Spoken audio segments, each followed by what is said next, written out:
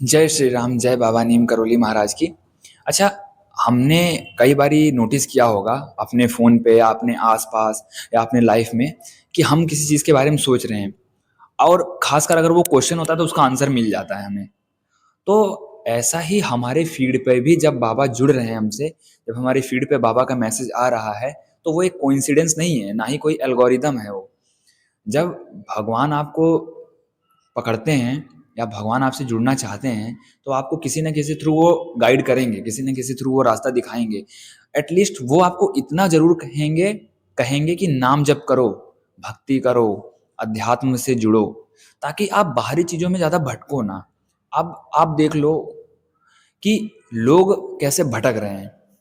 जैसे मान लीजिए आपके अंदर कोई खालीपन है, तो उसको भरने के लिए हम लोग कितने रिलेशनशिप में फँस जाते हैं। मल्टीपल पार्टनर से मल्टीपल पार्टनर्स के पीछे पड़ते हैं हम। आप सोचिए कि मल्टीपल रिलेशनशिप्स में क्यों फँसते हैं? खालीपन को भरने के लिए ही तो। आप सोचो कि मल्टीपल पार्टनर से हम क्यों सेक्सुअली इतना ज़्यादा इन्वॉल्व हैं? आप देखो कि कितनी ज़्यादा एनर्जीज़ को हम अपने अंदर ले रहे हैं, कितनी ज़्यादा नेगेटिव एनर्जीज़ को अपने अंदर ले रहे हैं। उसके पीछे का क्या रीज़न है? क्योंकि इस टाइम पे जो एनर्जी है, जो ये हमारा एरा चल रहा है, ये एरा सिर्फ़ भटकाव का है, डिस्ट्रैक्शंस का है। इसमें अगर हम नाम जप और भक्ति से ज़रा भी दूर रहते हैं, अध्यात्म से नहीं जुड़ते हैं, तो मोस्ट प्रोबेबली चांसेस है कि हम भटकेंगे। हमारे पास पार्टनर होते हुए भी हम दूसरी तरफ बढ़ेंगे। तो ये यही है, क्योंकि हम सरफेस लेवल पे जी रहे हैं। हमारे अंदर जो गहराई है, वो अध्यात्म से ही मिलती है। उससे पहले हमें गहराई नहीं मिलेगी। और जब स्पिरिचुअलिटी से जुड़ते हैं, जब हम अध्यात्म से जुड़ते हैं, तो हमारे अंदर की जो इनर हीलिंग होती है, वो शुरू हो जाती है। तो उसमें जो भी दबे हुए इमोशंस होते हैं, जो भी दबे हुए ट्रॉमास होते हैं, वो बाहर आने लगते हैं। तो जैसे ही वो बाहर आते हैं, वैसे ही क्या होता है, हम ऑटोमेटिक अपने अंदर चले जाते हैं। ऑटोमेटिक अपनी चीज़ों को देखने लगते हैं, अपने आप से जुड़ने लगते हैं। अपने आप से जुड़ने का मतलब ये नहीं कि हम जो चाहते हैं वो बाहर दिख जाए। अपने आप से जुड़ने का मतलब ये है कि हम जिस चीज़ को समझ के, जिस चीज़ को अनदेखा कर रहे थे, नासमझी में थे, उस चीज़ को समझने लगते हैं, उस चीज़ को देखने लगते हैं और बाहरी जो डिस्ट्रैक्शंस है उससे कटने लगते हैं ऑटोमेटिक, क्योंकि अब हमारी लड़ाई अंदर से शुरू हो जाती है। इसीलिए जो भी आपके फीड में मैसेजेस आ रहे हैं, वो कोइंसिडेंस नहीं है, नॉर्मल बात नहीं है। उसका आना और आपको मैसेज देना। अब यूट्यूब में आता है कि बाबा का संदेश आज, कि भक्ति और नाम जप कैसे प्रारब्ध कैसे मिटाती, ये सब एक कोइंसिडेंस नहीं है। ये सब भगवान आपको, यूनिवर्स आपको मैसेज दे रहे हैं कि जुड़ो, कोई ना कोई रास्ता पकड़ लो, तभी जाके हमारा जो है डिस्ट्रैक्शन खत्म होगा। वरना हम खालीपन को भरने के लिए बार बार बाहर भटकेंगे, बार बार नशे का यूज़ करेंगे, बार बार स्मोकिंग करेंगे, बार बार मल्टीपल पार्टनर्स में फंसेंगे, बार बार मल्टीपल अफेयर्स में फंसेंगे। अफेयर आफ्टर मैरिड, सोचिए मैरिज के बाद भी अफेयर हो रहा है। क्यों डिवोर्स हो रहा है इतना ज़्यादा? ये सब हमारे खालीपन को भरने की वजह से। और हम भर कहीं से नहीं पा रहे हैं। और इसमें क्या है कि कम से कम एक आपसे आपकी लड़ाई चलेगी। तो जब आपके ट्रिगर्स मिलेंगे, आपको लड़ाई लड़नी होगी जब खुद से, जब आपका दिमाग, बेसिकली आपके दिल और दिमाग के बीच का लड़ाई। तो स्पिरिचुअली हमें क्या है कि एक चैलेंज देता है, ट्रिगर देगा हमें, ताकि हम भटके ही ना। जैसे ही हम भटकेंगे, फिर वो ट्रिगर ला के दे देगा हमें।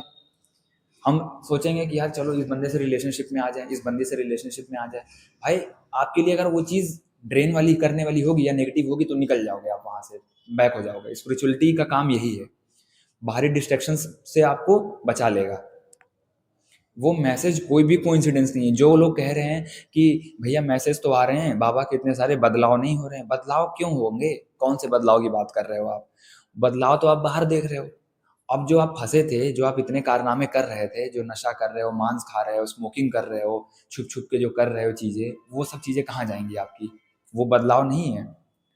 आप बाहरी चीज़ें देख रहे हो कि भैया बाहर में जॉब नहीं लग रही है मेरी, बाहर में मैंने ये किया, फला एग्ज़ाम दिया, हो ही नहीं पा रहा है। कैसे होगा? अंदर से खाली हो। और जब तक अंदर से खाली रहोगे, अंदर से एक सोर्स चाहिए हमें, और वो सोर्स हमें डेवलप करेगा हमारा नाम जप और भक्ति ही। इसीलिए हम सत्संग हमें देखना क्यों ज़रूरी है। और सत्संग में ये मत देखो आइडियलिस्टिक चीज़ें नहीं, आइडियल नहीं बनना है हमें। वो चीज़ें करनी देखनी है जो हमारे सोल के लिए ज़रूरी हैं, जो हमारे भटकाव से हमें निकाल दें। मोस्ट प्रोबेबली चांस है कि जब आप इस वाले मार्ग में बढ़ोगे, तो आपके घर के लोग ही आपको ट्रिगर देना शुरू कर देंगे।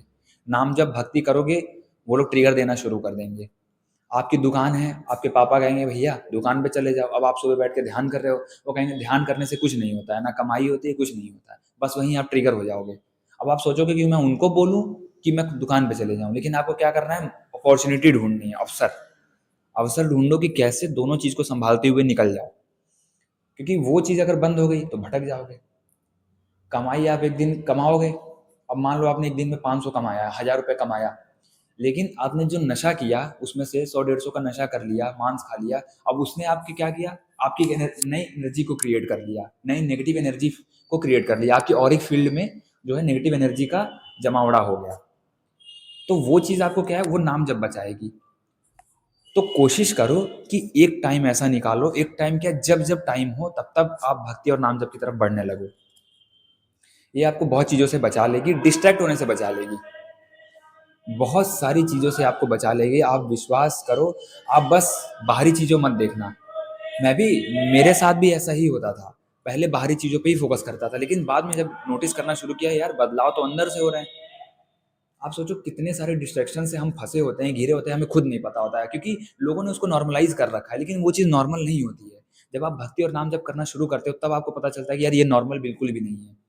ये बहुत ही गहराई में सोचने की बात है। इसीलिए आप भक्ति और नाम जप को अपने लाइफ में इन्वॉल्व कर लो। आपको सही और गलत, आपकी लाइफ में हो क्या रहा था, क्या कर रहे थे, उन सब चीज़ों का पैटर्न खुद ब खुद सामने आना शुरू हो जाता है। जय श्री राम, जय बाबा नीम करोली महाराज की।